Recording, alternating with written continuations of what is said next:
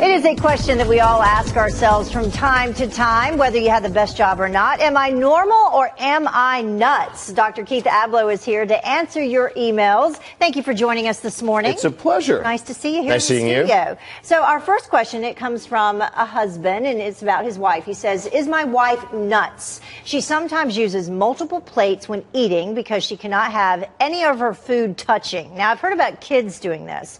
You know, your little kid, don't want my green beans to touch my mashed potatoes. But when it's your wife and when she's grabbing separate plates to prevent this from happening, it's a little crazy, a little nuts, and a little bit on the spectrum of OCD, obsessive compulsive disorder. So you wonder, what else does she fear is contaminated if she gets too close to it? Okay. Right? In terms of like her own boundaries, can she let them go a little bit?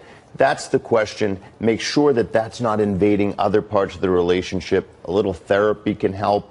A little melting ice cream, touching a cookie can help. Right? Or just eat a sandwich, but I don't know. Then that's all touching. She may not like that. Now okay. you could have marital problems over something like that. All right, coming up next, I am a hand-washing fanatic. It began 28 years ago when my daughter was born, and now I'm 58, and my hands are a nightmare with dryness, cracking, especially in the winter.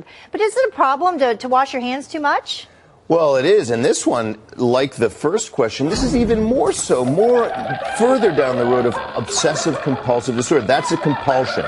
It's a behavior you don't want to do, but you're doing it again and again. In 28 years, it's as if people haven't heard how good psychiatry is at helping folks. Medicine, counseling. This guy may be able to just rid himself of that compulsion. So 2 people so far that need to come see you. Yes, so, both together. Finally, my friend, an attorney, was laid off 4 years ago. Lately, he just stays home in his sweats and he lets the day float by. He has stopped looking for work, and I'm worried about him. Yeah, and I wish this weren't the norm, but sadly, when you can't find a job and a lot of your self-esteem is wrapped up in that career, as it should be, then people can become very despondent. Here's the thing. Maybe a few friends rally to his side, give him a few consultation cases to do. Maybe you even look inside yourself and say, you know what, if I can't find a job, and I've helped a few people do this, I'm starting a firm.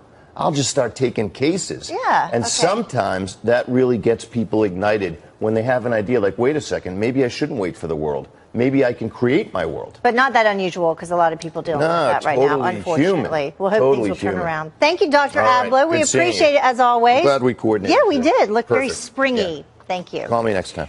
You can email Dr. Abloh, by the way, with your questions, and he will tell you if you are normal or you're nuts.